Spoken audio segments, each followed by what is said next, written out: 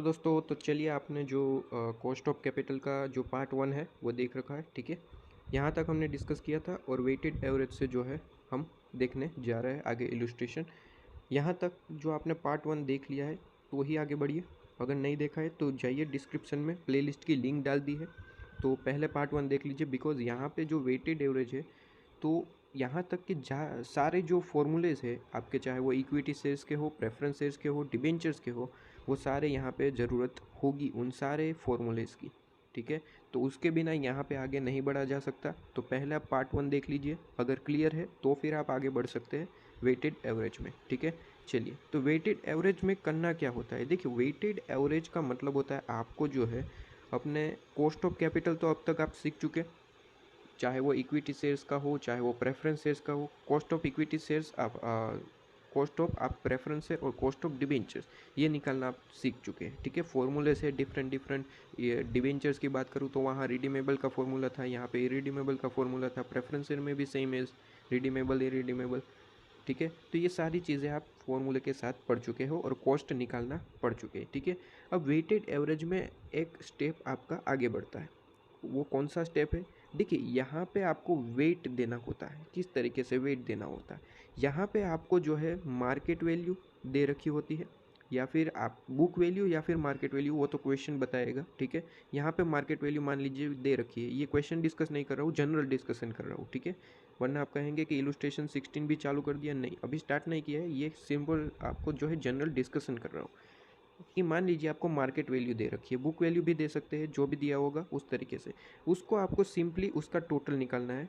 Weighted average के लिए आपको सिंपली उन दोनों का टोटल निकालना है। जो भी आपको यहाँ पे दो चीज़ें दे रखी है, equity shares and retain earning, या फिर आपको दे सकता है वो डिबेंचर्स, प्रेफरेंसेस, जितना भी दे रखा है उनका टोटल निकालिए। अब वेट निकालना है, वेटेड एवरेज में आपको वेट निकालना होता है। ठीक है, तो वेट कैसे निकलता है? जिसका भी वेट निकालना है उसे आपको लेना है, उसको डिवाइड करना है टोटल से। यहाँ पे 6,25,000 आपकी जो मार्केट वैल्यू दे रखी है इक्विटी शेयर्स की, उसे डिवाइड करना है टोटल से। टोटल आपका कितना है? 25 लाख कीजिए टोटल, तो ये आपका वेट निकल के आया 0.25।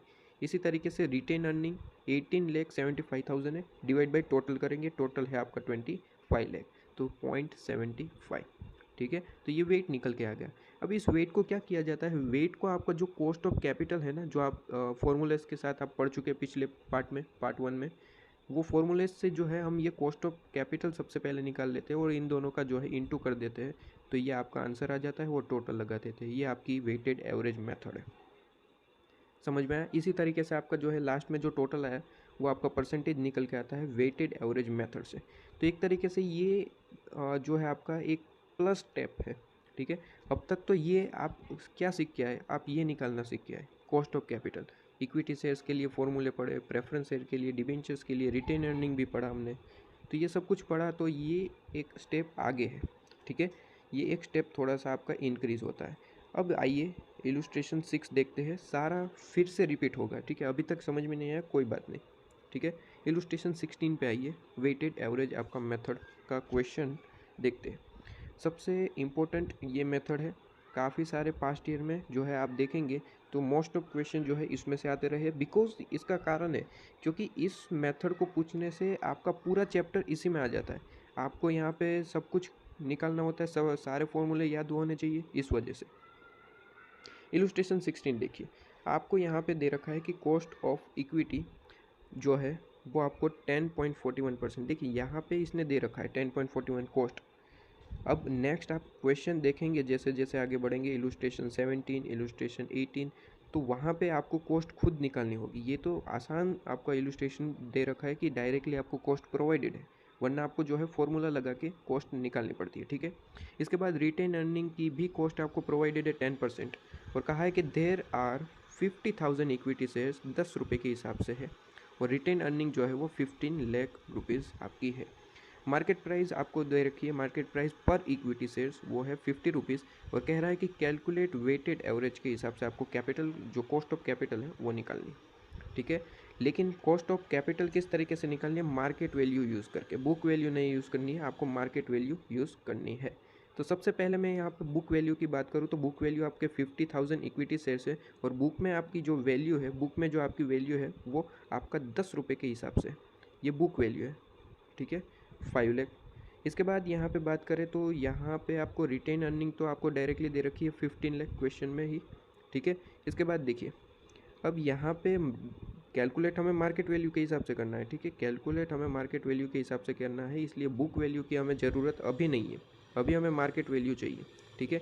तो देखिए, मार्केट वैल्यू निकालना पड़ेगा आपको। यहाँ पे उसने कहा है कि 15 रुपीज़ चल रहा है आपका मार्केट में वैल्यू इक्विटी शेयर्स का, तो आप डायरेक्टली 50 रुपीज़ से इंटू कर देंगे। 50,000 आपके यहाँ पे 50,000 इंटू 50, क्लियर है। यहाँ पे देख लीजिए, 50,000 आपकी इक्विटी शेयर्स हैं, देर आर 50,000 इक्विटी शेयर्स 10 रुपये के हिसाब से। अब वो मार्केट में 10 नहीं, वो 50 रुपये चल रहा है, 50 रुपीज़, तो 50,000 इक्विटी शेयर्स इंटू 50 कर देंगे, ठीक है। ये 50,000, ये यहाँ पे रुपीज़ क्यों दे रखा है, 50,000 इक्विटी शेयर्स इंटू ₹50 आपका आंसर आ जाएगा, ये अमाउंट, क्लियर है, ठीक है। मार्केट वैल्यू इक्विटी शेयर्स की तो हमने निकाल ली, अब हमें चाहिए मार्केट वैल्यू किसकी, रिटेन अर्निंग की मार्केट वैल्यू चाहिए, क्योंकि बुक वैल्यू दे रखी है, रिटेन अर्निंग की मार्केट वैल्यू हमें प्रोवाइडेड नहीं है, तो उसके लिए हमें कैलकुलेशन करनी पड़ेगी। कैसे पता चलेगा मार्केट वैल्यू कितनी है? देखिए, मार्केट वैल्यू आपकी पता चलेगी किस तरीके से, आपको यहाँ पे पता चलेगी, जो आपका ये मार्केट वैल्यू इक्विटी शेयर्स का निकल के आया ना 25 लाख, रिटेन अर्निंग और इक्विटी आपका जो है मिक्स होता है, मतलब कि 25 लाख जो रुपीज़ आपका 50 रुपीज़ निकल के आया ना, यहाँ पे देखो, यहाँ पे क्या बोला है उसने कि मार्केट वैल्यू ऑफ जो पर इक्विटी शेयर्स है वो 50 रुपीज़ है, ठीक है। तो 50 रुपीज़ से हमने इंटू किया आपका 25 लाख को, और रिटेन अर्निंग जो है, रिटेन अर्निंग जो है वो आपका इक्विटी शेयर्स की मार्केट वैल्यू निकल के आई, वो दोनों मिक्स में होती है, मतलब कि 25 लाख आपका आंसर है, उसमें ही आपकी जो है रिटेन अर्निंग भी मिक्स होती है। तो इसमें जो है आपको बाइफरकेट करना पड़ेगा कि इसमें रिटेन अर्निंग का कितना अमाउंट है और आपका जो है इक्विटी का कितना अमाउंट है, इक्विटी कैपिटल का। तो यहाँ पे मैंने एक तरीके से रेशियो निकाल लिया, आपकी बुक वैल्यू थी 5 लाख एंड 15 लाख। 5 लाख कैपिटल आपकी इक्विटी कैपिटल की थी, और जहाँ पे 15 लाख जो है वो आपका था यहाँ पे रिटेन अर्निंग का पार्ट, ठीक है, रिटेन अर्निंग का पार्ट आपको देखने को मिल रहा था। अब मैंने यहाँ पे इसका रेशियो निकाल लिया 5/15, ठीक है, इसका रेशियो निकाल लिया, और आप फर्दर बाइफरकेट करें तो यहाँ पे 1/3 आपका आंसर आएगा, ठीक है, 1 आपका 3, ठीक है। तो इस रेशियो में 25 लाख को हम जो है डिवाइड कर देंगे। 25 लाख को 1/3 में आप जो है बाइफरकेट करें तो आपका आंसर आ जाएगा बुक वैल्यू आपकी 6,25,000 जो इक्विटी के लिए, 18,75,000 जो आपका रिटेन अर्निंग के लिए है, क्लियर है, ओके। तो मार्केट वैल्यू जैसे ही निकाली हमने, मार्केट वैल्यू निकाल ली। इसके बाद वेट कैसे निकलता है कि जितना भी आपको मार्केट वैल्यू में जितना भी पोर्शन दे रखा है, इक्विटी शेयर से, रिटेन अर्निंग है, डिवेंचर है, सबका टोटल निकालिए। यहाँ पे टोटल निकल के आया 25 लाख। अब 25 लाख निकल के आया, बस आपको जिसका भी वेट निकालना है उसे डिवाइड करना है टोटल से। अब यहाँ पे मुझे इक्विटी शेयर्स का वेट निकालना है, इक्विटी शेयर्स का वेट निकालना है, तो वो कितना है 6,25,000 डिवाइड बाय आपका टोटल 25 लाख, तो 0.25। यहाँ पे कितना आपका है रिटेन अर्निंग का हमें जो है वेट निकालना है, तो आपका आंसर यहाँ पे कितना है मार्केट वैल्यू, वो मार्केट वैल्यू है आपका 18,75,000, तो डिवाइड बाय टोटल कीजिए 25 लाख, 0.75, क्लियर है। तो उसी तरीके से आपका वेट निकलता है, वेट आपको निकालना आ चुका है, ठीक है, 2 बार रिपीट कर चुका हूँ, तो ये क्लियर है। इसका टोटल तो 1 ही है, ठीक है। अब यहाँ पे सबसे पहले तो आपको यहाँ पे cost of equity, cost of capital provided है दोनों के लिए, तो अच्छी बात है। यहाँ पे 10.11%, 10.41% है इक्विटी के लिए, और यहाँ पे 10% है रिटेन अर्निंग के लिए, तो हमने डायरेक्टली यहाँ पे लिख दिया कि 10.41% है और यहाँ पे 10% है, दोनों का इंटू कर देंगे, यहाँ पे आपका आंसर आएगा। जो भी टोटल आया वो आपके लिए वेटेड एवरेज के हिसाब से आपकी परसेंटेज निकल के आ चुकी है, यहाँ पे आप देख सकते हैं 10.10%, क्लियर है, ओके। इलुस्ट्रेशन 7 पे आइए। इलुस्ट्रेशन 7 आपका सबसे ज़्यादा इम्पोर्टेंट मैं क्वेश्चन कहूँगा, इसके बाद इलुस्ट्रेशन 18 भी है, तो वो भी इम्पोर्टेंट पार्ट, ठीक है। 17 और 18 सबसे ज़्यादा इम्पोर्टेंट इसलिए क्योंकि ये पूरे आपके चैप्टर को जो है कवर करता है। यहाँ पे सारे आपके फॉर्मूलेज चाहिए, आपको याद होने चाहिए, ठीक है। कहते हैं कि कैलकुलेट कीजिए, यहाँ पे आपको कह रहा है कि कैलकुलेट आपको करना है क्या, वेटेड एवरेज कॉस्ट के हिसाब से आपको कैलकुलेशन करनी है। और यहाँ पे देखिए क्या कहा है कि उसको कैलकुलेट कीजिए बुक वैल्यू वेट के हिसाब से और मार्केट वैल्यू दोनों तरीके से। अगर इलुस्ट्रेशन 16 की बात करें तो वहाँ पे तो आपको सिर्फ और सिर्फ मार्केट वैल्यू के हिसाब से पूछा था हमने, मार्केट वैल्यू के हिसाब से कैलकुलेट किया। यहाँ पे दोनों पूछा है, मतलब कि आपको दोनों वैल्यू लिखनी है इस तरीके से। यहाँ पे हमने देखा था, ठीक है, यहाँ पे किस तरीके से देखा था, मार्केट वैल्यू पूछा था तो मार्केट वैल्यू लिखा था, उसका टोटल निकाला। यहाँ पे दोनों तरीके से, ठीक है। देखते हैं आगे। डिबेंचर्स आपको प्रोवाइडेड है, प्रेफरेंस शेयर प्रोवाइडेड है, इक्विटी शेयर्स प्रोवाइडेड है। इसकी यहाँ पे आपको जो है अमाउंट दे रखा है। सबसे पहले डिबेंचर्स जो है वो आपको 5 लाख रुपीज़ के दे रखे हैं। कहते हैं कि 100 रुपीज़ ईच वाले हैं, तो 5 लाख डिवाइड बाई 100 करेंगे तो टोटल डिबेंचर्स आपको मिल जाएगी, ठीक है। 5 लाख डिवाइड बाई 100 कितना आ रहा है, 5000। क्लियर है। ये 5000 हमारे पास डिबेंचर्स है, इस तरीके से पता चलता है 5000 हमारे पास डिबेंचर। इसके बाद प्रेफरेंस शेयर जो है वो 5 लाख है, 100 रुपीज़ हुई, तो ये भी हमारा जो है कितना 5000 प्रेफरेंस शेयर्स है हमारे पास। और इसके बाद इक्विटी शेयर्स आपको प्रोवाइडेड है 10 लाख रुपीज़ के 10 रुपये के हिसाब से, तो वो 10 रुपये के हिसाब से है, मतलब कि ये equity shares, number of equity shares कितने हैं, 1 लाख। क्लियर है, ये हमने निकाल लिया 1 लाख, ये सब कुछ क्लियर। इसके बाद यहाँ पे मार्केट प्राइस आपको दे रखी है। अच्छा, ये अच्छा है कि आपको डायरेक्टली मार्केट प्राइस प्रोवाइडेड है। देखिए ये क्या है, 100 रुपीज़, यहाँ पे 100, ये आपकी बुक वैल्यू है। आपको यहाँ पे बुक वैल्यू के हिसाब से भी पूछा था, मार्केट वैल्यू भी, तो बुक वैल्यू तो आपको यहाँ पे दे रखी है 100 रुपीज़, 100 रुपीज़ इक्विटी शेयर्स है तो 10 रुपीज़, ठीक है। तो ये बुक वैल्यू ऑलरेडी आपको प्रोवाइडेड है और मार्केट प्राइस यहाँ पे आपको प्रोवाइडेड है। डिबेंचर्स की मार्केट प्राइस 105 रुपये, 105 रुपीज़ चल रही है।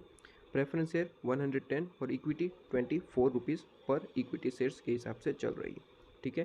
तो ये मार्केट वैल्यू और आपको कॉस्ट प्रोवाइडेड है। अब एडिशनल इन्फॉर्मेशन में आते हैं। सबसे पहली इन्फॉर्मेशन आपको डिबेंचर्स से रिलेटेड दे रखी है। कहता है कि डिबेंचर्स जो है वो 100 रुपीज़ पर आपका पर डिबेंचर जो है वो रिडीमेबल है एट अ पार, मतलब कि जो 100 रुपीज़ वाले हमारे पास डिबेंचर है ना, 100 रुपीज़ वाले हैं यहाँ पे, हाँ 100 रुपीज़ वाले डिबेंचर्स है, उसे हम जो है रिडीम करेंगे एट अ पार, कोई दिक्कत नहीं है। प्रीमियम के हिसाब से नहीं है, ना ही कोई अदर इशू है, डायरेक्टली एट अ पार जितने में हमने डिबेंचर्स लिए थे, डिबेंचर्स उतने में ही रिडीम करने हैं, ठीक है। इसके बाद 10% आपको कह रहा है कि कूपन रेट है, 10% कूपन रेट और 4% फ्लोटेशन कॉस्ट। फ्लोटेशन कॉस्ट की आपको ट्रीटमेंट पता है, मैंने आपको पिछले इलुस्ट्रेशन में पढ़ाया था इस पे क्वेश्चन, ठीक है। 2-3 क्वेश्चन इस पे पढ़ाए हैं, अगर नहीं देखे तो आपको थोड़ा सा कॉन्सेप्ट में प्रॉब्लम आ सकता है। कहता है कि 10 ईयर आपकी जो है मैच्योरिटी लगे हैं, मतलब कि 10 साल तक ये डिबेंचर्स रहे, 10 साल के बाद उसे हमने रिडीम किया है, ठीक है। इसके बाद यहाँ पे अगर मेरे साथ सबसे पहले देखें तो हमने डिबेंचर्स का यहाँ पे फॉर्मूला देखा था हमने इलुस्ट्रेशन करते वक्त कि डिबेंचर्स की क्या फॉर्मूले होते हैं रिडीमेबल डिबेंचर्स। यहाँ पे रिडीमेबल है, आपको पूछा है, आपको कहा है क्वेश्चन में, तो रिडीमेबल डिबेंचर्स का क्या फॉर्मूला होता है, ये फॉर्मूला आता है। तो यही फॉर्मूला हम यहाँ पे यूज़ करेंगे। देखिए आपको मिस्टेक कहाँ होने वाली है ये बता रहा हूँ, ठीक है। अभी आप सिर्फ और सिर्फ देखते रहिए वीडियो, कहाँ आपकी मिस्टेक हो सकती है ये बता रहा हूँ। देखिए रिडीमेबल डिबेंचर्स के लिए आपके पास फॉर्मूला होता है interest into 1 minus T, tax, T का मतलब होता है tax, plus R V minus N P divide by N, और फिर फुल डिवाइड बाई आपका R V plus N P divide by 2। यही आप यहाँ पे कैलकुलेशन करेंगे भाई, सीधी सी बात है, कॉस्ट ऑफ आपको कैपिटल निकालनी है, तो डिबेंचर्स का हमारा फॉर्मूला वही है, ठीक है। तो वही हम लगाएंगे, ठीक है, यहाँ पे तो वही हमें फॉर्मूला लगाना है, ठीक है।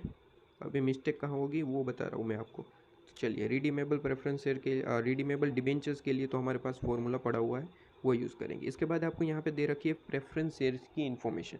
अब प्रेफरेंस शेयर्स की इन्फॉर्मेशन आपको क्या दे रखी है, प्रेफरेंस शेयर की इन्फॉर्मेशन में आपको प्रोवाइडेड है यहाँ पे प्रेफरेंस शेयर सबसे पहले तो जो है वो भी रिडीमेबल प्रेफरेंस शेयर्स ही है, ठीक है। यहाँ पे रिडीमेबल प्रेफरेंस शेयर्स आपको देखने को मिलते हैं। 5% कूपन रेट है। कूपन रेट का क्या होता है वो मैं आपको बताऊंगा। यहाँ पे फ्लोटेशन कॉस्ट का ऑलरेडी मैं आपको सब कुछ बता चुका हूँ। इसके बाद 10 ईयर मैच्योरिटी, इसका भी जो टाइम है वो 10 ईयर है, ठीक है। तो प्रेफरेंस शेयर के लिए भी आप मेरे साथ पढ़ चुके थे, रिडीमेबल प्रेफरेंस शेयर का भी फॉर्मूला जो है रिडीमेबल डिबेंचर जैसा ही था, बस वहाँ पे हम क्या नहीं लेते थे, 1 माइनस जो टी था आप करते थे ना, यहाँ पे आप जो है 1 माइनस टी वाला जो पार्ट था इंटरेस्ट इंटू 1 माइनस टी, वो यहाँ पे सिर्फ और सिर्फ नहीं आता था, उसके जो बदले में जो है आपका आता था डिविडेंड, ठीक है। प्रेफरेंस शेयर पे जो डिविडेंड पे करते थे वो लेते थे, ठीक है। बाकी सब कुछ सेम था। आप वहाँ पे जो है आर वी माइनस आप करते थे, आपका जो नेट प्रोसीड है N P divide by N करते थे, फिर full divide by R V plus N P divide by 2 करते थे, वो सब कुछ सेम है, ठीक है, फॉर्मूला मैंने आपको ऑलरेडी पिछले पार्ट में पढ़ा चुका हूँ। इसके बाद इक्विटी शेयर्स है, यहाँ पे आपको दे रखा है floating cost, market price 24 rupees पर शेयर्स।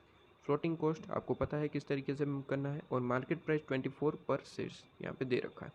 इसके बाद यहाँ पे दे रखा है कि the next year expected dividend is 1 rupees. अब जो डिविडेंड है नेक्स्ट ईयर के लिए वो 1 रुपीज़ है, और ग्रोथ आपको रेट 5% है। अब यहाँ पे ग्रोथ रेट दे रखा है, मतलब कि आपको पता है कि इक्विटी शेयर्स में जो आपका कॉस्ट ऑफ इक्विटी निकालने में एक फॉर्मूला था ग्रोथ के हिसाब से, गॉर्डन का फॉर्मूला, ठीक है, पढ़ाया था। क्या फॉर्मूला था? D1 डिवाइड बाई P0, और आप करते थे प्लस G, ठीक है। वही फॉर्मूला यहाँ पे भी यूज़ करना है। और यहाँ पे देखिए paying all equity, paying all earning in form of dividend, ठीक है। अच्छा, तो यहाँ पे कॉर्पोरेट टैक्स 30% है, वो भी आप कंसिडर कर सकते हैं। उसके बाद यहाँ पे कहा है सबसे मेन लाइन। अब सबसे मेन लाइन, अब यहाँ पे मिस्टेक कहाँ होगी? देखिए, आपने अभी तक आपके फॉर्मूले डिसाइड कर लिए, आपने अभी तक यहाँ पे प्रेफरेंस शेयर का फॉर्मूला डिसाइड कर लिया कि कौन सा फॉर्मूला यूज़ करेंगे, डिबेंचर्स में डिसाइड कर लिया, ठीक है, इक्विटी में डिसाइड कर लिया, ठीक है। इक्विटी में तो कोई दिक्कत नहीं है। सबसे इंपॉर्टेंट लाइन अब यहाँ पे दे रखी है, जो आप पढ़ते ही नहीं है, अगर क्वेश्चन आ जाता है तो आप डायरेक्टली जल्दबाजी में जो है कैलकुलेशन स्टार्ट कर देते हैं आधा क्वेश्चन रीड करके ही, ठीक है।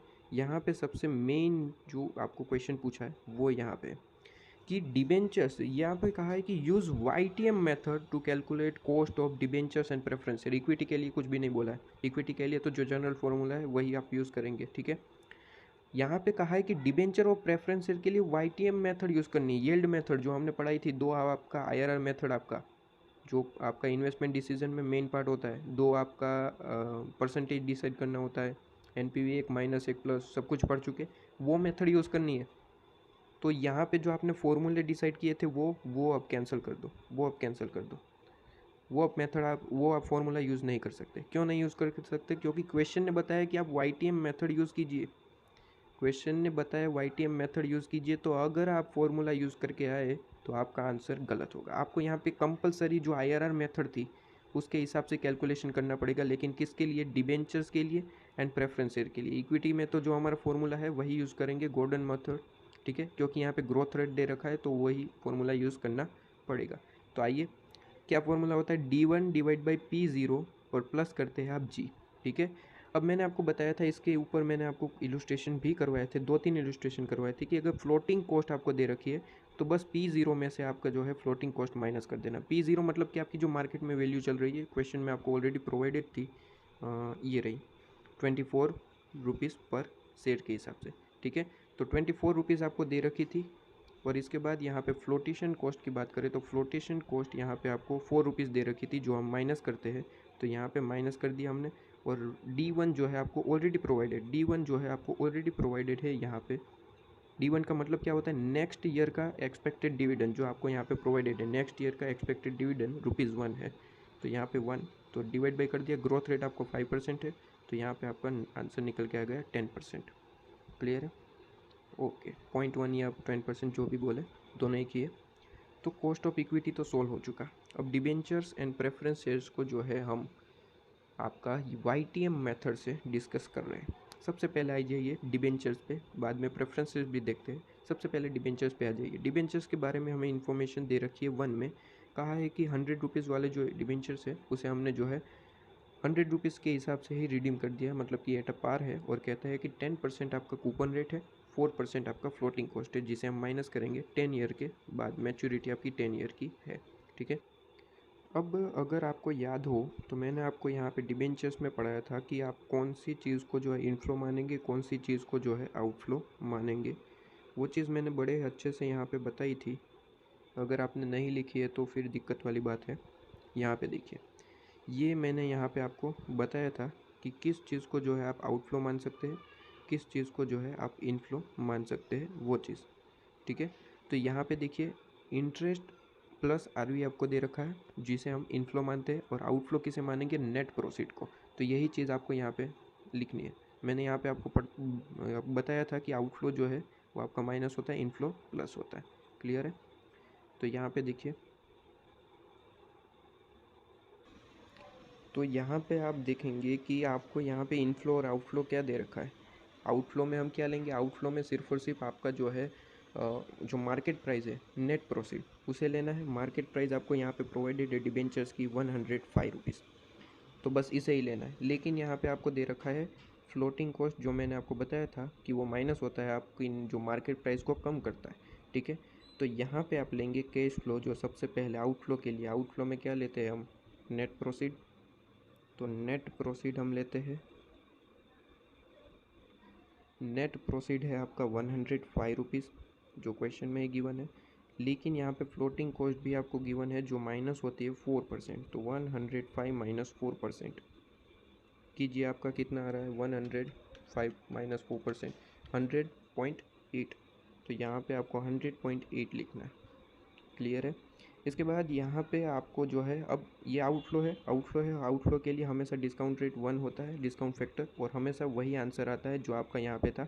लेकिन आउटफ्लो है इस वजह से जो है इसे माइनस किया जाता है। क्लियर है, इसे माइनस लिखा जाता है। इतना क्लियर है यहाँ तक? ओके। अब देखिए यहाँ पे, इसके बाद यहाँ पे आपको दे रखा है, हमें आउटफ्लो का काम खत्म हुआ है, नेट प्रोसीड ही उसमें आता है, बस उसके अलावा कुछ नहीं होता है। अब इनफ्लो की बात करें, इनफ्लो में कौन कौन सी चीज़ आती है, एक तो आपका इंटरेस्ट और दूसरा होता है आपकी रिडीम्सन वैल्यू। रिडीम्सन उसने कहा है कि हम एट अ पार कर रहे हैं, मतलब कि 100 रुपीज़ के हिसाब से, तो 100 रुपीज़ हमारी रिडीम्सन वैल्यू है। तो रिडीम्सन वैल्यू तो 100 है, वो लिख देंगे, हमारा इनफ्लो है। और रिडीम्सन वैल्यू 10th ईयर में होती है, ठीक है, हर साल नहीं होती है, हर साल आप रिडीम नहीं कर रहे। इसने कहा है कि 10 साल के बाद जो है, at the end of 10 year आप रिडीम कर रहे हैं, तो ये एक ही बार होगी, ठीक है, 10th ईयर में। तो इसके बाद यहाँ पे जो है, इसके बाद इंटरेस्ट होता है। तो इंटरेस्ट आपका जो है 10% कूपन रेट दे रखा है। देखिए कूपन रेट यहाँ पे दे रखा है, इसका मतलब ये 10% वाले डिबेंचर्स हैं, ये आपको इंटरेस्ट निकालने के लिए हेल्पफुल हो गए। यहाँ पे देखिए कितना आपका रुपीज़ अमाउंट है, 100 रुपीज़ वाले डिबेंचर्स है, तो 100 रुपीज़ वाले डिबेंचर्स है। तो यहाँ पे देखिए, यहाँ पे कैलकुलेशन इसी तरीके से होगी। ये कैसे आया, ये आपका आता है, यहाँ पे कैलकुलेशन करता हूँ। 100 रुपीज़ वाले डिबेंचर्स है, कहता है 10% आपके इंटरेस्ट के हिसाब से, तो आपका यहाँ पे आंसर आ गया कितना, 10। भाई 10 रुपीज़ आपका आंसर आ गया। अब यहाँ पे अगर आपको कोई इंटरेस्ट टैक्स वगैरह दे रखा है, तो वो हमेशा माइनस होता है एट द रिडीम्सन जब आप करते हैं। मैंने आपको पिछले क्वेश्चन में भी बताया था, ये टैक्स वगैरह होता है वो आपको जो है रिडीम्सन के वक्त आपको टैक्स पे करना होता है। तो यहाँ पे कॉरपोरेट टैक्स दे रखा है। सबसे पहले तो मैं यहाँ पे देखिए 30% है, सबसे पहले तो ये 30% माइनस कर देता हूँ। फिर और एक बात आपको इंपॉर्टेंट बात बतानी है। देखिए ये 30% तो माइनस कर दिया, माइनस 30% कितना आंसर आ रहा है, 7। तो ये आपका 7 आंसर आना चाहिए। अच्छा 7 आ चुका है, ठीक है। ये दोनों इनफ्लो है, दोनों इनफ्लो है, मतलब कि ये प्लस हो गए। इसका आंसर प्लस में आएगा, क्या है वो बाद में देखेंगे, आंसर क्या आएगा वो बाद में देखेंगे। प्लस में आ रहा है, इतना कंफर्म है, ठीक है। अब देखिए यहाँ पे बहुत ही इंपॉर्टेंट बात, यहाँ पे आपको जो है कॉरपोरेट टैक्स दे रखा है। टैक्स दो तरीके के होते हैं, एक डिविडेंड टैक्स होता है, एक कॉरपोरेट टैक्स होता है। अगर आपको कॉरपोरेट टैक्स दे रखे हैं तो वो हमेशा होता है डिबेंचर्स पे, प्रेफरेंसेस पे नहीं, वो होता है डिबेंचर्स पे, ठीक है, वो होता है हमेशा डिबेंचर्स पे। अगर आपको सिर्फ और सिर्फ टैक्स रेट दे रखा है तो आप ले सकते हैं कि आप मान सकते हैं कि वो दोनों के लिए कॉरपोरेट और डिविडेंड, ठीक है। लेकिन यहाँ पे सिर्फ और सिर्फ कॉरपोरेट है, मतलब कि ये प्रेफरेंस शेयर्स की कैलकुलेशन के वक्त है, जब आप प्रेफरेंस शेयर की कैलकुलेशन इस तरीके से करेंगे तो वहाँ पे उसे नहीं लेना है, बिकॉज यह कॉरपोरेट टैक्स है, ठीक है। अगर आप पीछे इसके बाद के क्वेश्चन में शायद होगा, यहाँ पे यहाँ पे भी नहीं है, प्रैक्टिकल क्वेश्चन में इस तरीके का क्वेश्चन होगा।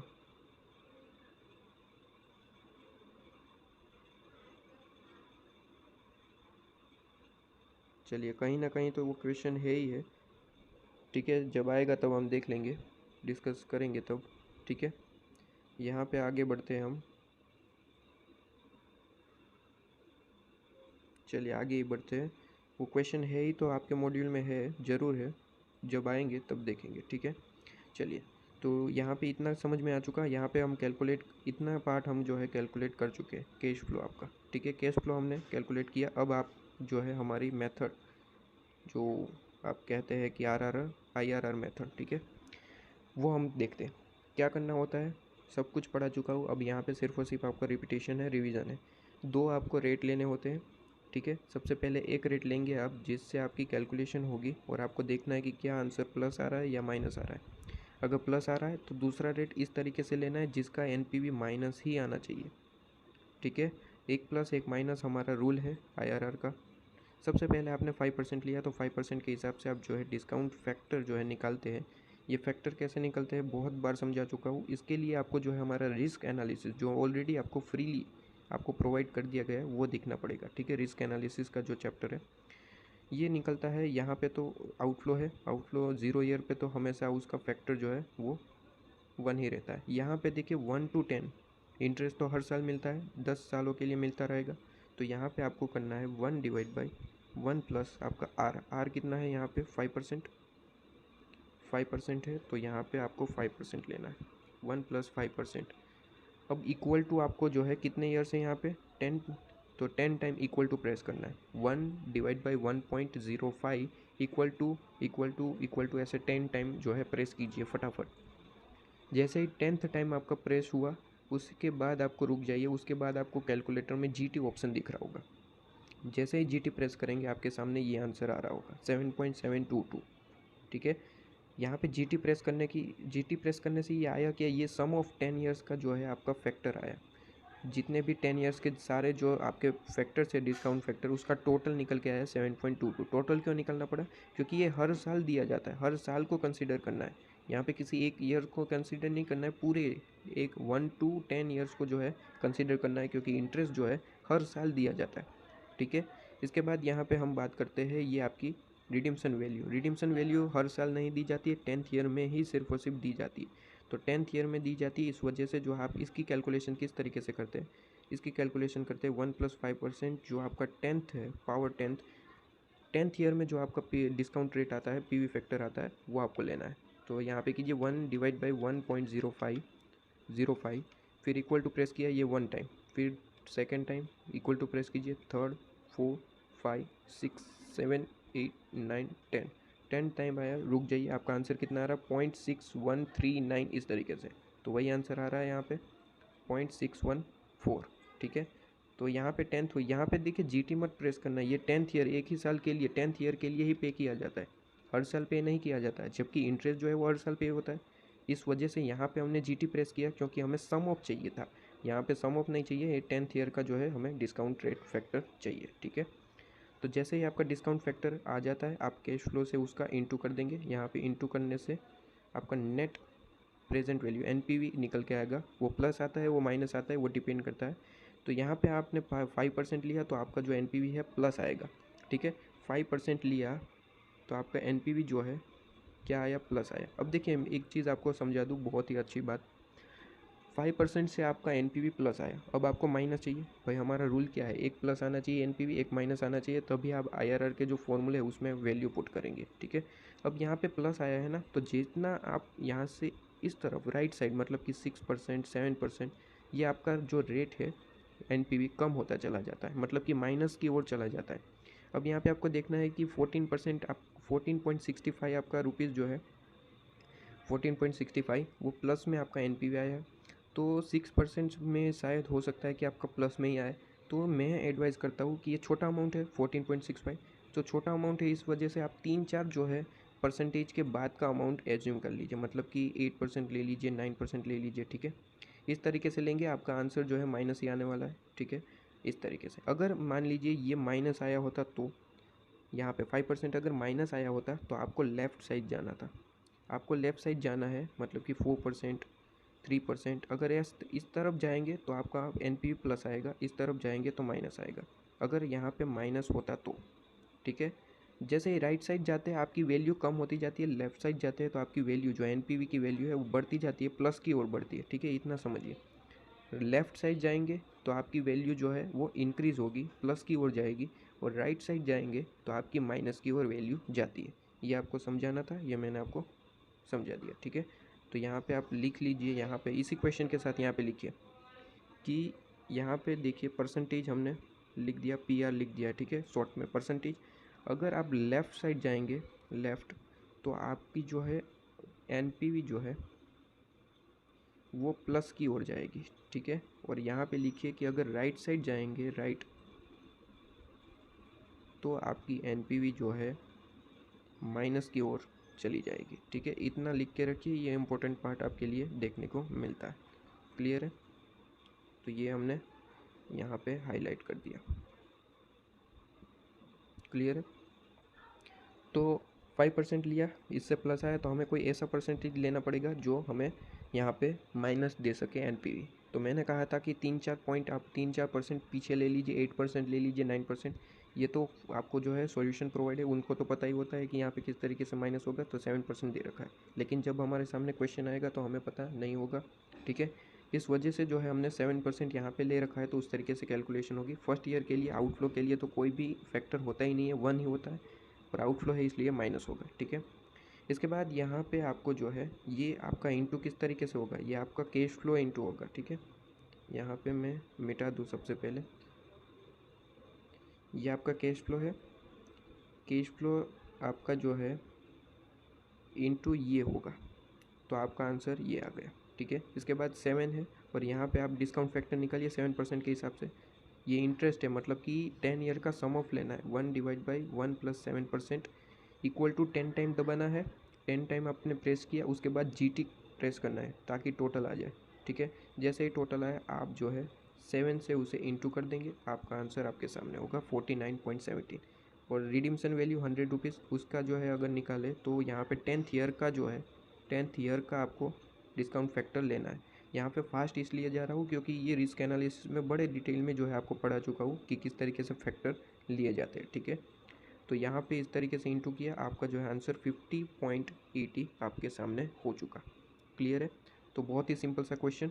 इसके बाद हमने जो है एनपीवी निकाल ली है दोनों की, प्लस और माइनस ही आ रही है, तो हमारा जो कंडीशन थी वो फुलफ़िल हो रही है। तो यहाँ पे डायरेक्टली आप जो है IRR का मेथड जो है फॉर्मूला वो लिख देंगे। सबसे पहले यहाँ पे क्या लिखा जाता है, एल मीन्स लोअर रेट, दोनों में से जो लोअर होता है, हमने 5% और 7% दोनों लिया था, तो दोनों में से लोअर कौन सा है, 5, ठीक है। तो 5% यहाँ पे लेंगे। फिर यहाँ पे ली जाती है आपकी NPV of lower rate, NPV of lower, मतलब कि लोअर रेट जो है 5% है, उसकी एनपीवी क्या है 14.65, तो वो यहाँ पे लेंगे। फिर यहाँ पे डिवाइड किया जाता है NPV of lower rate, minus करना है आपको NPV of higher rate. Clear है? एनपीवी ऑफ लोअर रेट आपका 14.65 है, और एनपीवी ऑफ हायर रेट मतलब कि 7% का जो एनपीवी है वो -83 है। तो -83 आपको लेना है, -0.83, ठीक है। तो वही चीज़ यहाँ पे लिखी गई, और यहाँ पे आपको फिर इंटू करना होता है higher rate minus lower rate. Higher आपका 7% है, लोअर है 5%। कैलकुलेशन करेंगे, आपके सामने जो है आंसर आ जाएगा, ठीक है, कॉस्ट ऑफ डेप्ट। क्लियर है? सेम एज जो है पर प्रेफरेंस शेयर के लिए भी कैलकुलेशन होगी, सेम टू सेम, ठीक है। आइए कैलकुलेशन करते हैं। सबसे पहले तो आप आउटफ्लो की बात करिए।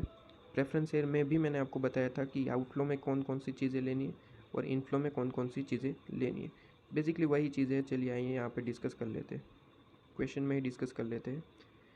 देखिए सबसे पहले तो यहाँ पे आपका आउटफ्लो की बात करें तो आपको पता ही है नेट प्रोसीड लिया जाता है। नेट प्रोसीड मतलब कि मार्केट वैल्यू यहाँ पे प्रोवाइडेड है। प्रेफरेंस शेयर की मार्केट वैल्यू कितनी है, 110 रुपीज़।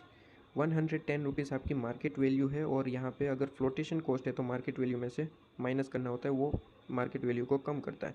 तो 110 माइनस 2% आपका 110 माइनस 2%, जो भी आंसर आएगा आपको जो है यहाँ पे लिखना है। तो 110 माइनस 2% कीजिए, 107.8 यही आ रहा है, ठीक है। आपके यहाँ सामने आंसर आ चुका। क्लियर है?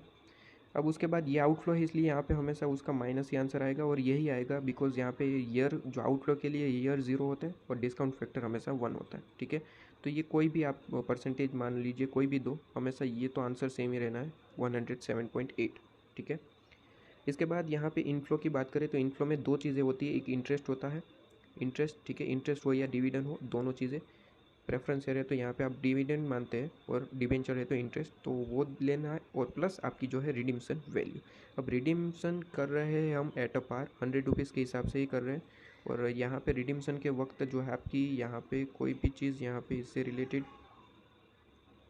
नहीं देखने को मिलती है, तो रिडीम्सन वैल्यू तो 100 होगी, कहाँ गया, रिडीम्सन वैल्यू आपको 100 देखने को मिलती है। अब इंटरेस्ट, आपकी जो इंटरेस्ट या फिर आपका है डिविडेंड, प्रेफरेंस शेयर है, डिविडेंड की बात करें तो डिविडेंड यहाँ पे कहा गया, उसके लिए अमाउंट दे रखी है ये जो प्रेफरेंस शेयर है वो 5% वाले प्रेफरेंस शेयर से, ठीक है, कोई दिक्कत नहीं है। तो 5% वाले प्रेफरेंस शेयर से आपकी जो मेन वैल्यू, भाई डिविडेंड तो फेस वैल्यू पे कैलकुलेट होता है ना, आप इंटरेस्ट कैलकुलेट कीजिए, आप डिविडेंड कैलकुलेट कीजिए, हमेशा आपकी जो है वैल्यू कौन सी ली जाती है, फेस वैल्यू 100 रुपीज़ वाले डिबेंचर से, प्रेफरेंस शेयर से, ठीक है, डिबेंचर और प्रेफरेंस शेयर दोनों 100 रुपीज़ से, तो उस पर ही कैलकुलेशन करना है। तो 100 इंटू 5%। अब यहाँ पे जो भी आंसर आए उसमें से माइनस करते हैं हम टैक्स, ठीक है। आपकी जो यहाँ पे हम क्या ले रहे हैं, यहाँ पे आपका जो है इंटरेस्ट ले रहे हैं, इंटरेस्ट में से हमेशा आपका टैक्स होता है वो माइनस करना है। रिडिम्पशन के वक्त जो भी आप इंटरेस्ट पे करें वो टैक्स माइनस करना है, जैसे कि मैंने यहाँ पे भी आपको बताया था। 100 इंटू 10% किया, तो जो आपका रिडिम्पशन के वक्त इंटरेस्ट पे किया गया होगा, हर साल पे किया होगा रिडिम्पशन के वक्त में, बेसिकली हर साल पे किया होगा, तो उसमें से टैक्स कटता है आपका, ठीक है। यहाँ पे भी टैक्स कटेगा, लेकिन इसके लिए कोई टैक्स ही नहीं दे रखा है। यहाँ पे डिविडेंड टैक्स रेट दे ही नहीं रखा है, कॉर्पोरेट टैक्स है, कॉर्पोरेट डिबेंचर्स पे लगता है, क्लियर है।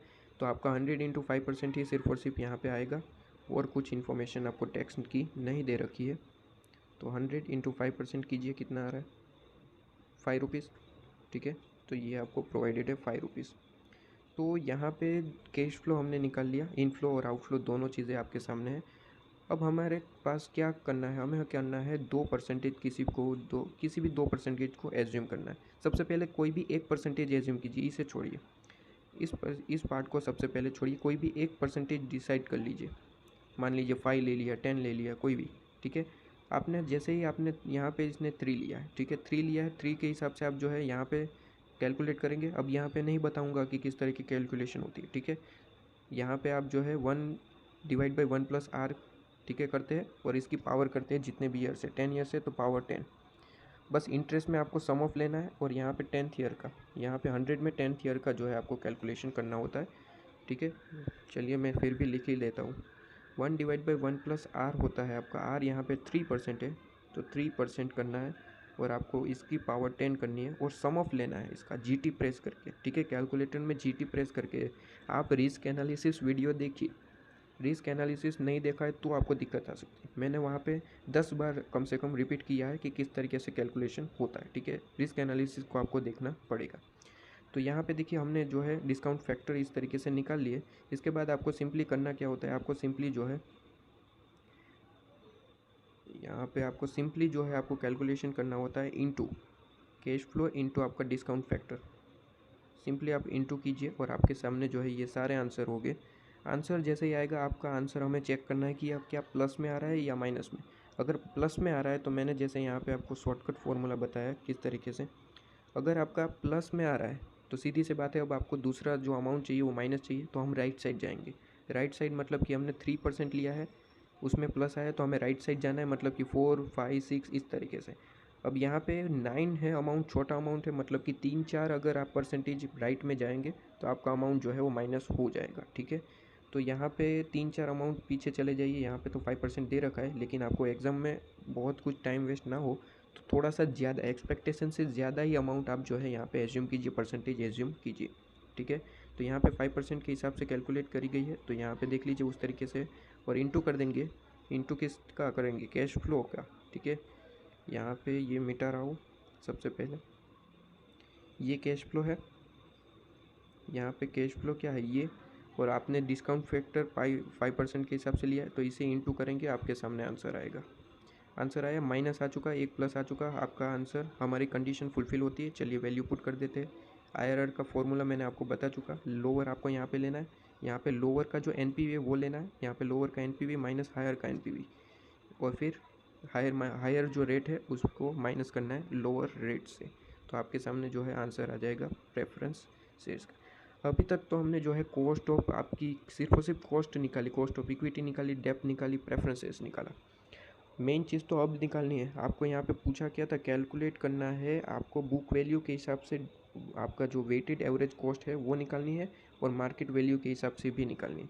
सबसे पहले बुक वैल्यू की बात करें तो बुक वैल्यू है डिबेंचर्स के लिए 100, प्रेफरेंस शेयर के लिए 100, और यहाँ पे 10 के हिसाब से। तो मतलब कि यहाँ पे अमाउंट कितना हो जाएगा बुक वैल्यू के हिसाब से, आपका मार्केट वैल्यू के हिसाब से, सॉरी बुक वैल्यू है ना 100, हाँ।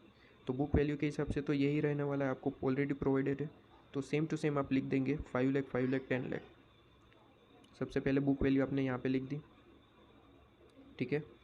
बुक वैल्यू आपका 5 लाख 5 लाख 10 लाख, इतना क्लियर है। इसका टोटल लगा दिया 20 लाख आपका आंसर। वेट सबसे पहले निकालेंगे, जो इलुस्ट्रेशन आप पिछले इलुस्ट्रेशन में ही अभी देखे चुके हैं किस तरीके से वेट निकलता है। आपको जिसका भी वेट निकालना है उसे लेना है, उसके डिवाइड में करना है total. 5 lakh divide by 20 lakh. इसके बाद यहाँ पे भी 5 लाख है तो 5 लाख डिवाइड बाई 20 लाख। यहाँ पे 10 लाख है तो 10 लाख डिवाइड बाई 20 लाख। आपके सामने आंसर आ जाएगा 1। क्लियर। ये तो वेट का टोटल हमेशा 1 ही होता है, ठीक है। बस वेट निकल के आ गया, वेट इंटू आपको कॉस्ट करनी होती है। कॉस्ट अभी अभी जो आप इतनी मेहनत से निकाल के आ रहे हैं, सबसे पहले डिबेंचर्स की यहाँ पे लिखा है डिबेंचर्स, तो डिबेंचर्स की कॉस्ट हमने कितनी निकाली? डिबेंचर्स की कॉस्ट हमने निकाली 6.89%, तो वो यहाँ पे लिख दीजिए 6.89%। उसके बाद हमने दूसरा लिखा है प्रेफरेंस शेयर। प्रेफरेंस शेयर की हमने कॉस्ट निकाली है 4.08%, तो यहाँ पे 4.08% लिख दीजिए। और फिर हमने लिखा है इक्विटी, तो इक्विटी में आपका जो है 10% निकल के आया था, तो यहाँ पे लिख दीजिए 10%। तो यहाँ पे 10% लिख दिया। दोनों का इंटू करना है, वेट इंटू आपका कॉस्ट, दोनों का इंटू करना है। आपके सामने आंसर होगा, इसका टोटल लगाएंगे, आपके वेटेड कॉस्ट निकल के आ जाएगी, वेटेड, ठीक है। यहाँ पे देख लीजिए सामने है आपका आंसर। ये हमने निकाला बुक वैल्यू के हिसाब से। इसने दूसरा क्वेश्चन भी पूछा था कि मार्केट वैल्यू के हिसाब से निकालिए, तो मार्केट में वैल्यू कितनी चल रही है? मार्केट में वैल्यू ये चल रही है 105 रुपीज़, 110 और 24। तो इससे जो है आपको इंटू करना है, तो आपका टोटल ये अमाउंट हम नहीं ले सकते, ये तो बुक वैल्यू के हिसाब से। अब यहाँ पे हमें निकालना पड़ेगा कि आपकी मार्केट में वैल्यू किस तरीके से चल रही है। देखिए 105 यहाँ पे आपके पास जो है डिबेंचर्स है 105 रुपीज़ वाले, और डिबेंचर्स टोटल है कितने? 5000। तो 100 आपका 105 इंटू 5000, ठीक है। तो आंसर निकाल लीजिए। उसके बाद प्रेफरेंस शेयर की बात करूँ तो प्रेफरेंस शेयर है कितने आपके? प्रेफरेंस शेयर आपके पास है वो भी 5000 ही है, और 110 के हिसाब से, तो 5110 है आपका इंटू 5000। जो भी आंसर आया मार्केट वैल्यू आपकी आएगी, ठीक है। और इक्विटी की बात करें 24 रुपीज़ मार्केट में चल रहा है, और हमारे पास इक्विटी शेयर्स है कितने? इक्विटी शेयर्स है 1 लाख, ठीक है। इक्विटी शेयर्स 1 लाख है, तो 1 लाख आपका 24 इंटू 1 लाख। क्लियर है, सिंपल सी बात है। बस इंटू करके आप आंसर निकाल लीजिए, वो मार्केट वैल्यू आप यहाँ पे लिख दीजिए। कहाँ गई कैलकुलेशन? ये रही, यहाँ पे जो मैंने आपको बताया वही लिखना है। इसका टोटल निकालिए। टोटल निकालने के बाद वेट निकाल लीजिए। वेट कैसे निकलेगा? यहाँ पे इसे जिसका भी वेट निकालना है डिवाइड बाय आपको टोटल करना है। 5,25,000 डिवाइड बाई 34,75,000, तो आपके सामने आंसर इस तरीके से निकल के आ जाएगा। टोटल इसका हमेशा वेट का टोटल हमेशा 1 ही होता है, वो तो बात सीधी सी है। कॉस्ट आपको जो कॉस्ट आपने निकाली थी, ठीक है, प्रेफरेंस शेयर के लिए आपको 4.08 था, डिबेंचर्स के लिए 6.89 था, और यहाँ पे इक्विटी के लिए 10% था। तो वही सारी चीज़ें यहाँ पे वापस लिख दीजिए। लिख दिया, बस आपको इंटू करना है, वेट इंटू आपकी कॉस्ट। तो जो भी आंसर आया निकाल लीजिए। ये आपका आंसर आ चुका WACC, ठीक है, weighted average cost of capital आपका आंसर आ चुका है। तो बस इतना सिंपल सी बात थी, कैलकुलेशन इतनी बड़ी है। बाकी देखिए ये क्वेश्चन आ जाएगा तो आपको कैलकुलेशन इतनी बड़ी है तो ये कम मार्क्स में हो नहीं सकता, ठीक है। 10+ क्वेश्चन आपका जो है 10+ मार्क्स में जो है, कम से कम 10 मार्क्स में तो ये क्वेश्चन आ ही सकता है, ठीक है। तो कैलकुलेशन इतनी बड़ी है, देख लीजिए ये, ठीक है। इसके बाद यहाँ पे आइए इलस्ट्रेशन 18 डिस्कस करते हैं किस तरीके से। इलस्ट्रेशन 18 बहुत ही सिंपल सी चीज़ कह रहा है। यहाँ पे देखिए ABC लिमिटेड है, ABC लिमिटेड है, वो कहता है कि यहाँ पे फॉलोइंग कैपिटल स्ट्रक्चर आपको प्रोवाइड करी गई है। आपको कहा है कि डिबेंचर्स हमारे पास 14% के हिसाब से जो है 30,000 रुपीज़ के हैं। इसके बाद यहाँ पे प्रेफरेंस शेयर्स आपको प्रोवाइड करे हैं 10,000 रुपीज़ के। इक्विटी शेयर्स 10,000 हमारे पास शेयर्स है, इक्विटी शेयर्स, और उसका अमाउंट जो है वो 1,60,000 है आपका। टोटल यहाँ पे निकल के आता है 2 लाख। तो इसका वेट निकालना हो तो बहुत ही सिंपल सी बात है, ये वेट निकाल सकते हैं या नहीं निकाल सकते। 30,000 डिवाइड बाई 2 अगर वेट निकालने को कहा जाए तो आप निकाल सकते हैं या नहीं निकाल सकते, बहुत ही सिंपल सी बात है, ठीक है। वेट आप निकाल सकते हैं। 30,000 डिवाइड बाई 2 लाख करेंगे यहाँ पे, 30,000 डिवाइड बाई 2 लाख, तो इसका वेट निकल के आ जाएगा। फिर यहाँ पे 10,000 डिवाइड बाई करेंगे आप 2 लाख, तो इसका निकल के आ जाएगा वेट। और यहाँ पे आप करेंगे 1,60,000 डिवाइड बाई 2 लाख, तो ये इसका वेट निकल के आ जाएगा, ठीक है। वेट निकालने को पूछा जाए तो आप इस तरीके से निकाल सकते हैं।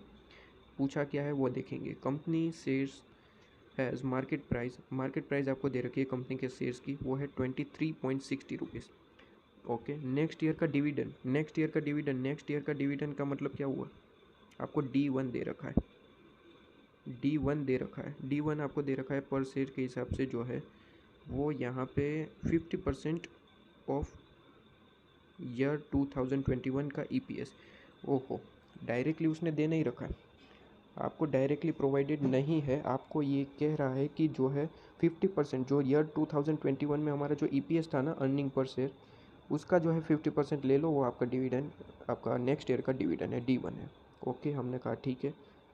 फिर आगे बढ़े तो उसने कहा है कि following is the uniform trend of EPS for preceding year 10 years का जो है प्रीसीडिंग 10 ईयर्स की आपको जो है यहाँ पे इंफॉर्मेशन प्रोवाइडेड है EPS की, और कह रहा है कि सब में यूनिफॉर्म ट्रेंड ही है, ठीक है। किसी भी एक चीज़ का जो है आप परसेंटेज निकाल लो तो ग्रोथ मिल जाएगा। ट्रेंड का मतलब क्या हुआ, ग्रोथ।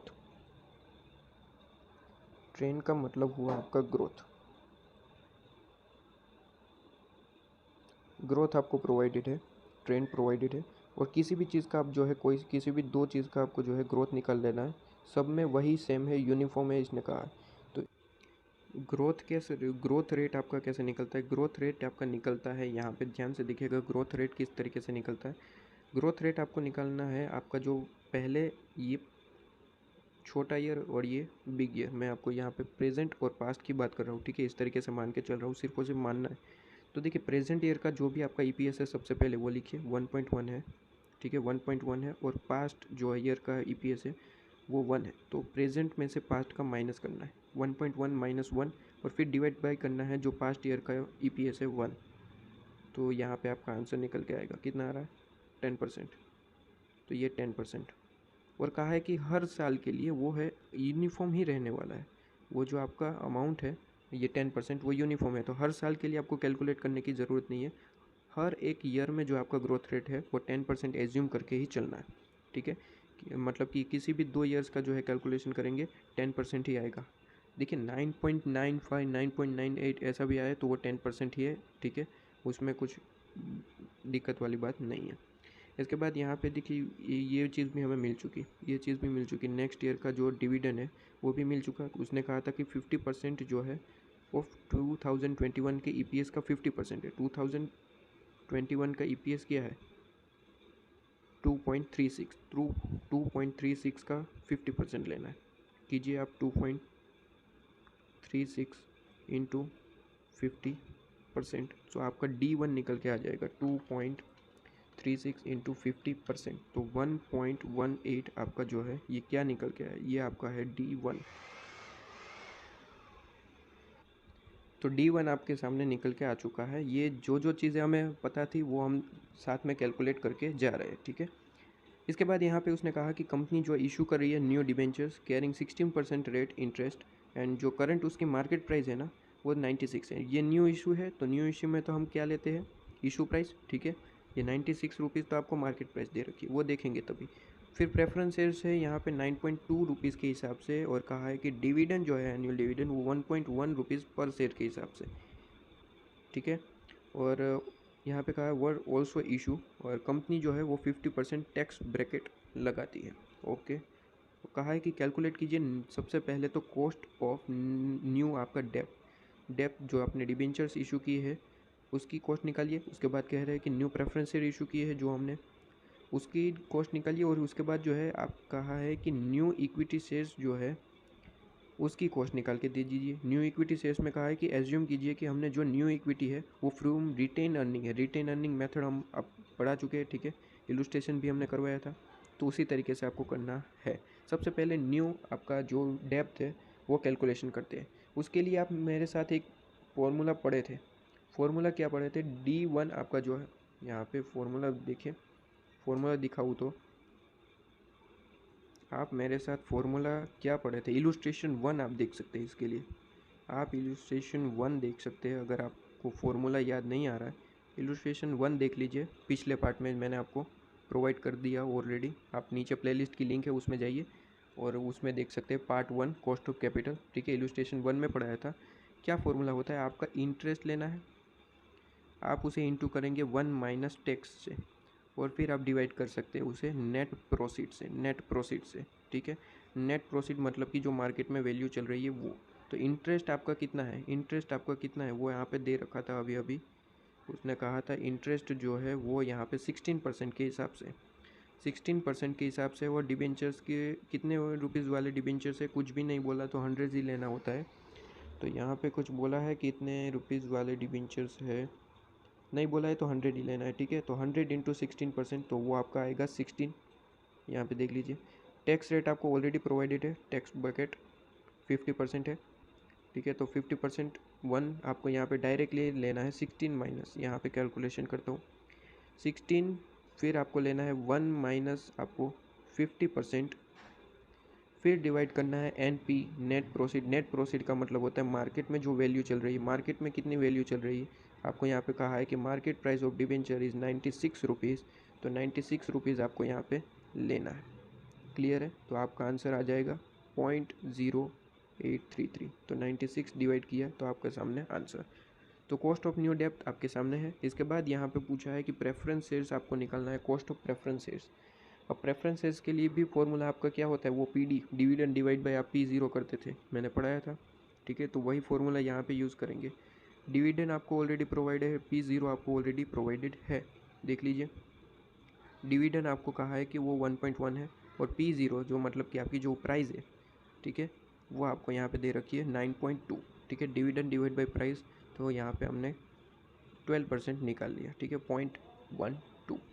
क्लियर है। इसके बाद यहाँ पे न्यू इक्विटी शेयर्स के बारे में पूछा था। न्यू इक्विटी शेयर्स का जो है फॉर्मूला, 2-3 फॉर्मूले हमने पढ़े थे, लेकिन उसने यहाँ पे ग्रोथ रेट, यहाँ पे उसने ग्रोथ रेट दे रखा है, तो हमें पता चलता है कि हम गॉर्डन का जो ग्रोथ रेट वाला फॉर्मूला है वो यूज़ करेंगे।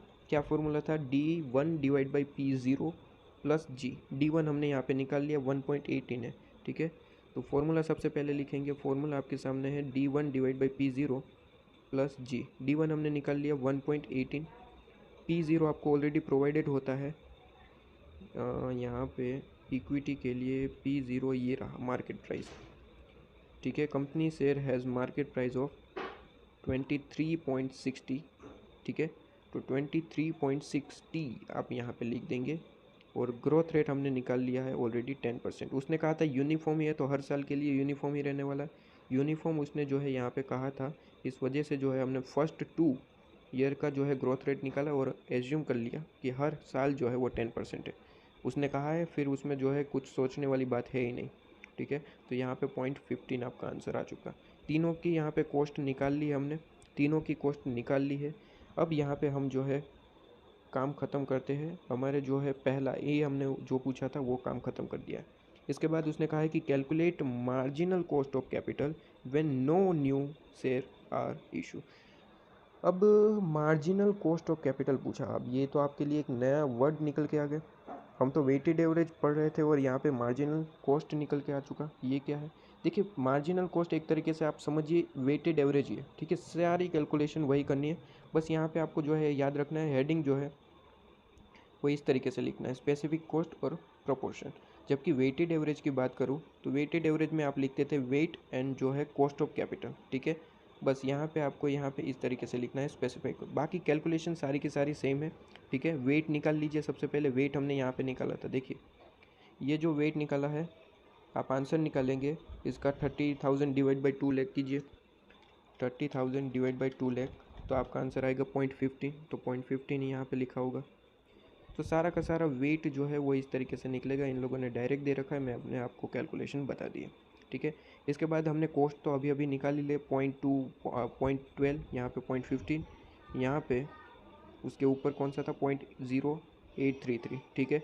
तो यहाँ पे वही कैलकुलेशन आपको यहाँ पे स्पेसिफिक कॉस्ट यहाँ पे दे रखी है, वो आपको लिखनी है, और बस जो वेटेड एवरेज में करते थे वही प्रोपोर्शन आपको यहाँ पे लेना है और इनटू करना है आपको कॉस्ट से, तो आपको यहाँ सामने यहाँ पे आंसर आ जाएगा।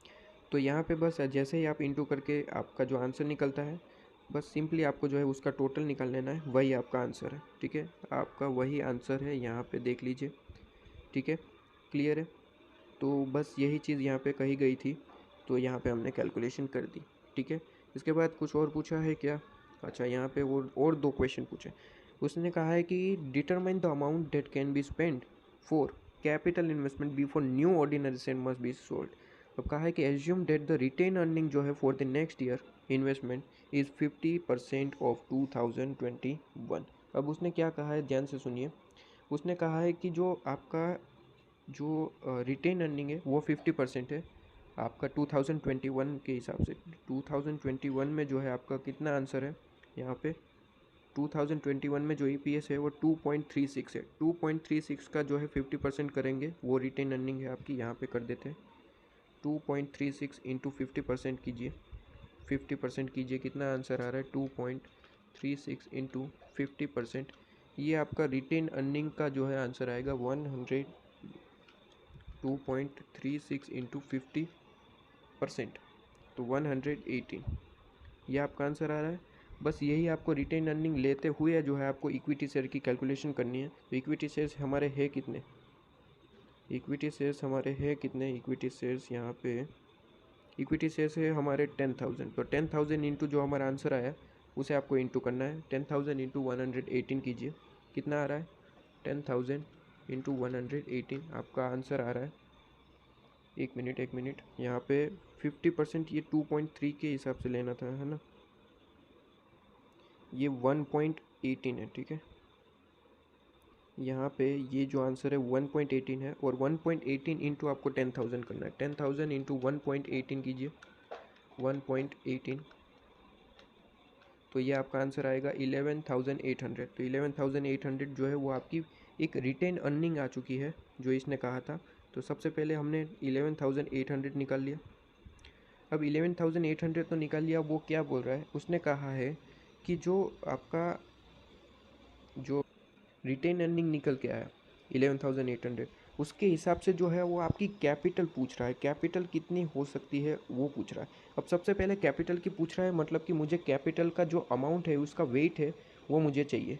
उसका वेट कितना था यहाँ पे हमने निकाला था कि टोटल हम जितना भी खर्चा करें उसमें से 0.8 जो है वो वेट उसका जो है इक्विटी पे रहता है।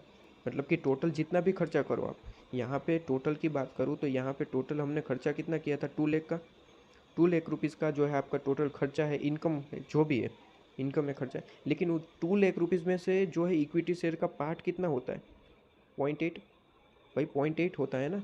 तो यहाँ पे देखिए ये किस तरीके से निकल के आएगा। अगर मैं आपको यहाँ पे 1,60,000 दे दूँ और मैं कहूँ कि ये जो 1,60,000 है वो 0.8 का जो है पार्ट है, ठीक है। वो टोटल में से 0.8 जो है वो 1,60,000 है। तो मुझे आप टोटल बताइए, क्या आप मुझे बता सकते हैं टोटल कितना होगा?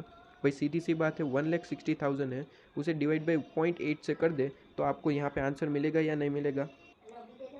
तो यहाँ पे आपको जो है आंसर 1,60,000 है। तो 1,60,000 आपको जो है यहाँ पे दे रखा है, और कहा है कि वो 80% का पार्ट है। मतलब कि यहाँ पे 0.80 कर दे तो मुझे टोटल कितना खर्चा है वो मिल जाएगा यहाँ पे 2 लाख। तो बस वही इसी तरीके से यहाँ पे भी पूछ रहा है। वो कह रहा है कि आपका जो है खर्चा अगर जो है वो ऑर्डिनरी के लिए जो है आपका जो है 11,800 अमाउंट है, और कह रहा है कि वो 80% पार्ट है। 80% ही पार्ट है ना, हमने यहाँ पे देख लिया कितना वेट है उसका, 0.8, 80%। 80% पार्ट है तो टोटल आपका इन्वेस्टमेंट हुआ कितना होगा, इसका पार्ट कितना होगा इन्वेस्टमेंट? तो आपको यहाँ पे सीधे सी बात है 11,800 डिवाइड बाई 0.8 कर दे तो आपको यहाँ पे टोटल जो आपका कॉस्ट है इक्विटी सी, ठीक है, कैपिटल इन्वेस्टमेंट है, वो आपको पता चल जाएगा। जो आपका टोटल पोर्शन है वो 14,750 है, जिसमें से 11,800 इक्विटी का है रिटेन अर्निंग। क्लियर हुआ? ठीक है। इसके बाद ये क्वेश्चन तो खत्म हुआ। इसके बाद एक और क्वेश्चन पूछा है कि compute marginal cost of capital when the fund exceed the amount calculate in C. मतलब कि सी में जो कैलकुलेशन की है उसके हिसाब से ही आपको मार्जिनल कॉस्ट ऑफ कैपिटल पूछा है। यहाँ पे कहा है कि assuming new equity share is issue जो है 20 रुपीज़ के हिसाब से। यहाँ पे उसने कहा था कि न्यू इशू किया वो कितने अमाउंट के थे इक्विटी शेयर? 23.6 के हिसाब से थे। अब वो कह रहा है वो 23.6 को जाने दो, अब वो मान लो 20 रुपीज़ के हिसाब से। तो बस वही चीज़ करनी है, यहाँ पे कोई कैलकुलेशन डिफरेंस नहीं है। सिर्फ और सिर्फ वो जो 20 रुपीज़ है वो आपको यहाँ पे लेके चलना है। तो देख लीजिए किस तरीके से कैलकुलेशन होती है। बट आपका जो नेट प्रोसीड में है चेंजेस हो रहा है, तो हमने यहाँ पे जो इक्विटी की कैलकुलेशन की थी वहाँ पे आ जाइए। वहाँ पे आ जाइए, इक्विटी की जो ये कैलकुलेशन की थी फॉर्मूला पे, वहाँ पे आ जाइए। उसने सिर्फ और सिर्फ ये कहा है कि जो 23.6 था ना, उसे हटा के अब जो है 20 रुपीज़ कर दिया गया। तो बस उसे हटा के 20 रुपीज़ कर दिया गया है। तो कैलकुलेशन कीजिए, इसका कितना आंसर आ रहा है, 1.18। आपका 1.18 डिवाइड बाय आपका कितना आंसर है, 20 आप कीजिए प्लस 10%। तो आपका यहाँ पे आंसर आना चाहिए, आपका आंसर आ रहा होगा 0.159। ठीक है, 10% का मतलब होता है 0.1। ठीक है, 0.1 ही लेना है, प्लस 0.1 आपने कर दिया, तो यहाँ पे आपका आंसर आएगा 0.15। क्लियर है। तो बस इसी तरीके से यहाँ पे आप आंसर निकाल सकते हैं। तो ये आपका आंसर यहाँ पे तो 0.15 आ रहा है, लेकिन हमारा आंसर रियल कौन सा आ रहा है, 0.159 आ रहा है हमारा आंसर। एग्जैक्ट आपका जो आंसर आ रहा है वो 0.159 आ रहा है, अगर 20 कर दिया जाए।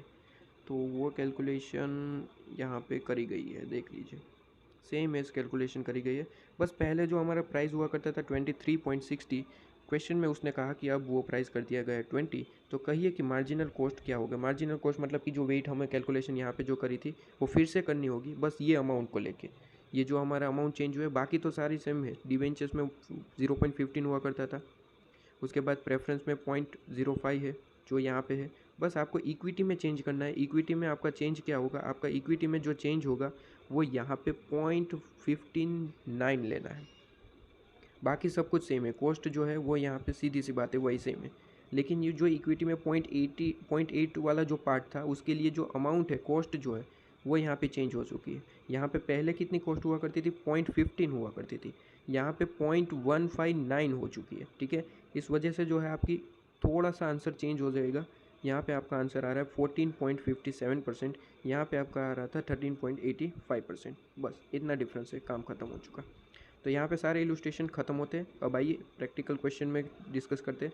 प्रैक्टिकल क्वेश्चन में 6 क्वेश्चन है, लेकिन सबसे ज़बरदस्त क्वेश्चन है, ये पास्ट ईयर के क्वेश्चन है, ये 4, 5, 6 ठीक है देखने को मिले थे।